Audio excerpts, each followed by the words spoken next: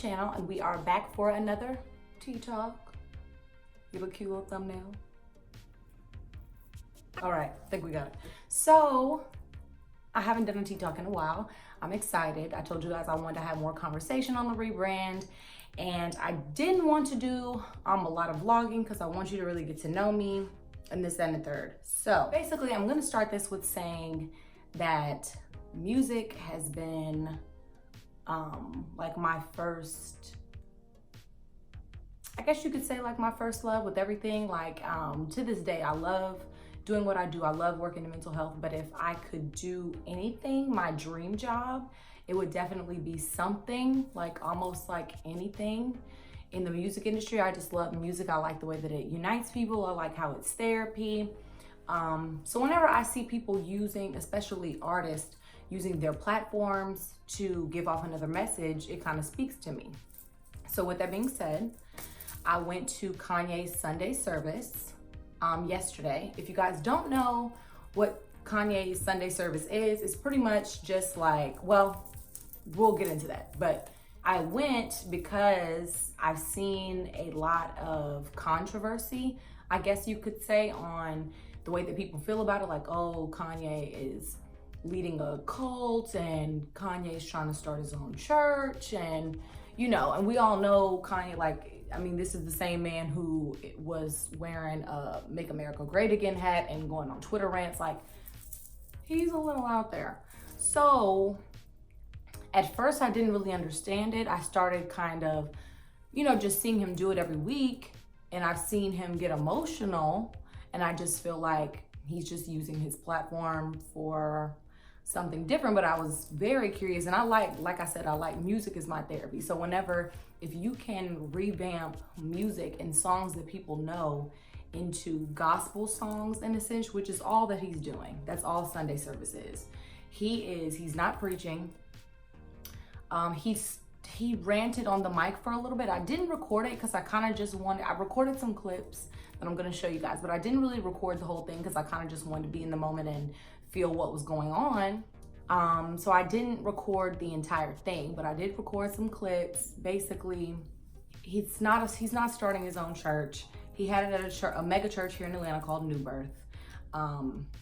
It's just he is turning some very known R&B songs or rap songs and revamping them with gospel lyrics and making them about God. That's pretty much what it is. We were all in the audience, and out of nowhere, once, you know, he started, all of the choir members were actually sitting in the audience within the congregation with everybody. So it was pretty dope just to see them all get up, and they were so hype and energetic about what they were doing. Like, you could tell they were really having fun with it or whatever. So I'll go ahead and play a clip or two right after this. 'Cause you're the only power that can save this world today. Jesus, you're the only power that can save this world today. You're the only power that can save this world today. You're the only power, yeah, that can save this world today.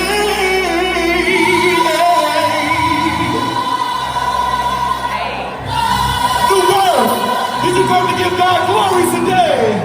Make some noise. Hey, hey, let's go, let's go. Woo, woo, woo.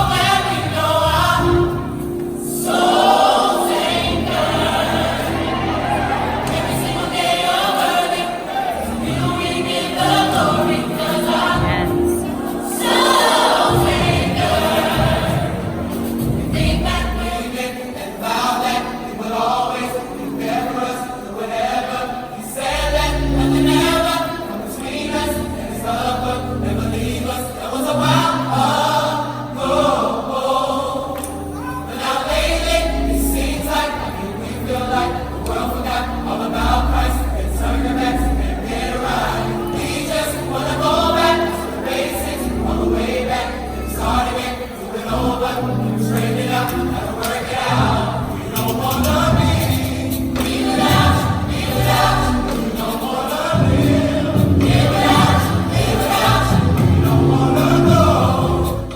right, y'all, so that was just a few clips from what I did record. I should have recorded Kanye's little rant. So as you see, I have a guest. Hello everybody, what's up? It's your girl Ray23. Follow me on Instagram at RAE number 2 spell out 3. Thank you. Yeah. Okay, so I was going to introduce you. Oh, I didn't want you to go on. I'm just still wondering why we drinking. It's about 90 degrees outside and we're drinking hot tea, but it's tea talk. Because it's a tea talk. You drink tea in the middle of the summertime? You don't have a cold? No. You drink tea for health purposes. Oh yeah, you right. Yeah, this is chamomile. This is gonna help relieve stress, calm you down, you know? All right. So anyways, like I was saying, this is Raven. This is my life partner. Okay, so me and Raven and actually my sister went to Sunday service. Mm-hmm. And so I showed y'all a few clips. Like I said, I didn't want to record, like I kind of just wanted to be in the moment and hear what he was talking about because he kind of went on like a little rant, like. Mm-hmm. Are you talking about when he was up there talking? Yeah. Okay, now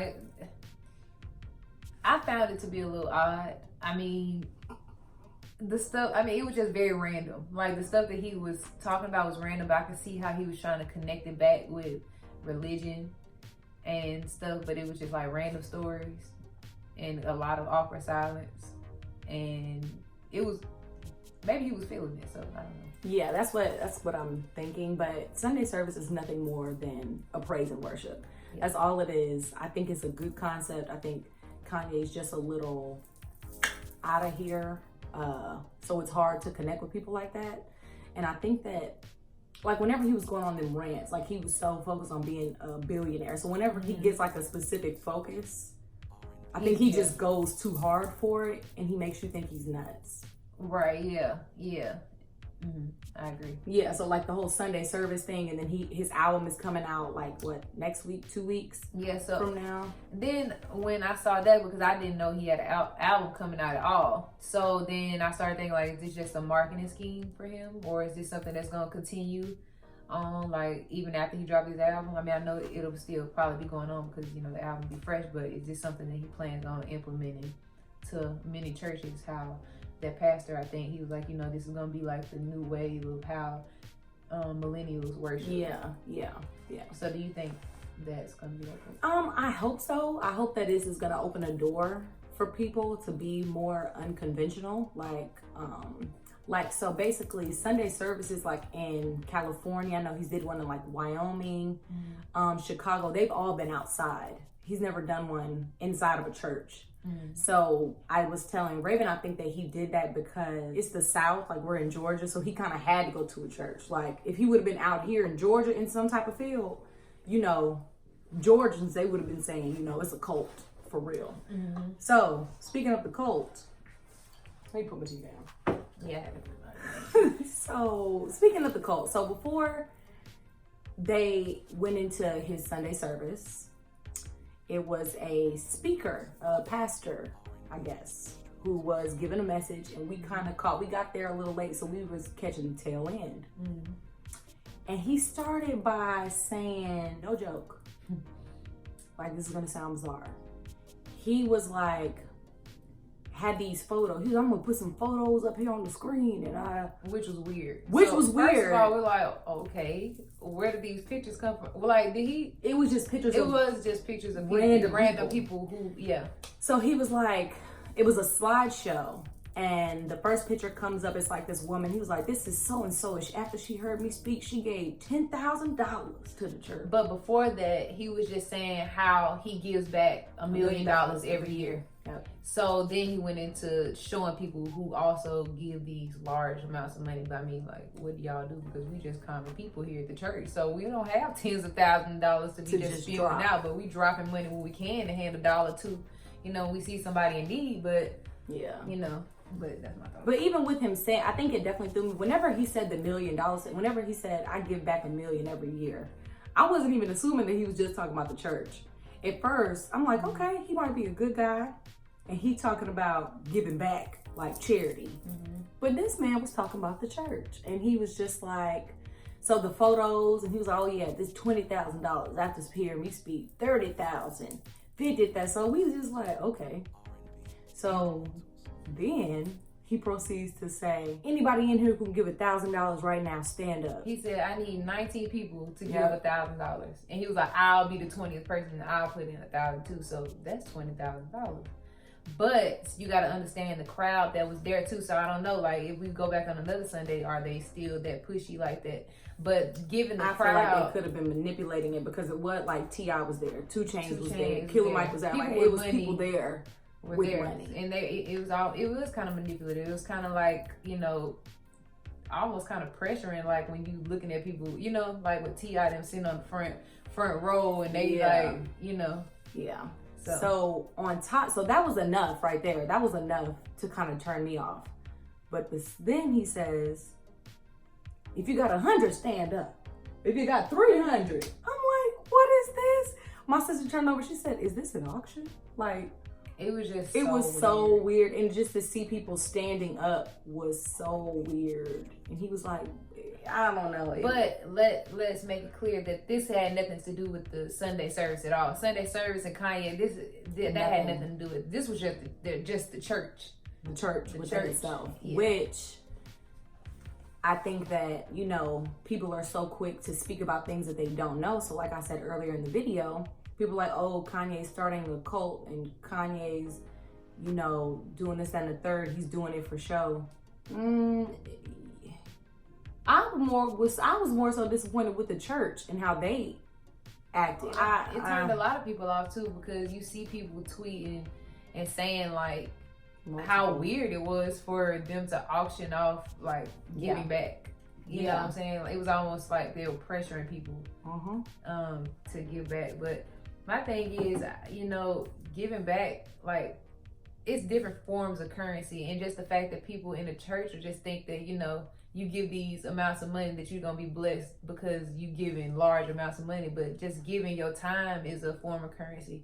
Showing love is a form of currency. And even if you are giving back like with money, like that's, you know, like it's all the same. It just, and it's still nothing that I want to, if I ever get to a point, which we will, and we give back more than $1 million if we can every year, I'm not gonna publicize it. I'm not gonna go and speak in front of a group of people who I'm trying to influence to go in the right direction and say, oh yeah, I give back $1 million every year. What y'all doing? Pretty much. That's pretty much how I felt like he kind of came off. So that part just threw me off. And I'm from Mississippi. She's from Alabama. So we both grew up in Baptist churches, and we both have steered away from the church. Not saying that we disagree or don't believe in God or anything, but just the aspect of church, it's hard for me to connect, because now that I'm old enough and I see what's going on, I just can't. And I think that was just another, like, this is why I am the way that I am, after just seeing the way that what he said and how he was acting. And that's how a lot of people feel. I saw somebody else post and she was just saying, like, you know, I haven't been to church in so long, and this is why, you know what I'm saying? And this didn't even encourage me to go back because of how y'all were, you know, carrying yourselves. Or whatever. Yeah, but I know for me, the Sunday service and just, you know, it's a praise and worship, and the people, the choir, they were so hyped. Like, they were having fun and excited to do that. Like, that's what you want to see. You want to see when you go into anybody's church. You want to see like, these people love God and they here just to praise him. And it's definitely a misconception of what he's doing. And I think that him having it in a church, I wish it could have been different for Atlanta. And not to mention, it's not like Kanye says much of it. He doesn't really say much throughout the whole thing. It's literally just music. Like, it's just music about God.